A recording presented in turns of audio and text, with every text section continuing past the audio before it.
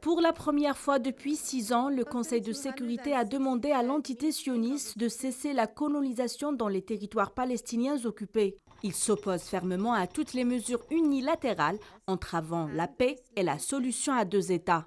La France rappelle sa ferme condamnation de la politique expansionniste sioniste. Les récentes annonces israéliennes sont autant de pas vers une annexion de la zone C. La France rappelle sa ferme condamnation de la politique de colonisation israélienne. Cette politique nous éloigne davantage de la perspective de la solution à 2 États. La France est très préoccupée par l'annonce du gouvernement israélien de son intention de faire progresser des plans en vue de la construction de près de 10 000 unités de logement dans les colonies et d'entamer un processus de légalisation de 9 avant-postes, considérés précédemment comme contrevenant au droit israélien. Ces mesures unilatérales sont contraires au droit international et notamment à plusieurs résolutions du Conseil de sécurité, comme la résolution 2334. Nous nous y opposons fermement et appelons les autorités israéliennes à revenir sur leurs décisions.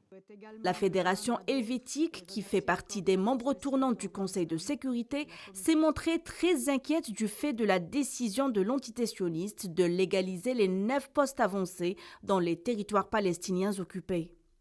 La Suisse reste pourtant inquiète de l'annonce faite par le gouvernement israélien le 12 février de construire près de 10 000 nouveaux logements dans des colonies et de légaliser rétroactivement 10 avant-postes en territoire palestinien occupé.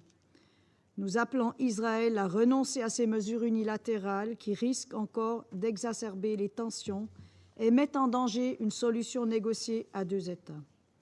Cela comprend également la démolition du village de Khan al-Ahmar, situé dans une zone stratégique nécessaire à la contiguïté du territoire palestinien. La Suisse appelle la puissance occupante à respecter ses obligations en vertu du droit international humanitaire, y compris à délivrer les permis de construire à la population palestinienne. L'Afrique, par le biais de la représentante du Gabon, a réagi aussi à cette décision, condamnant au passage les violences et les escalades sionistes. La multiplicité des démolitions ajoutée à la récente décision de légaliser 9 colonies en Cisjordanie et de construire de nouveaux logements dans les colonies existantes constituent des facteurs d'exacerbation des tensions sur le terrain. Il n'y aura pas de prospérité dans la région tant que cette prospérité ne sera pas partagée. C'est là aussi un des facteurs de la paix qui doit être pris en compte.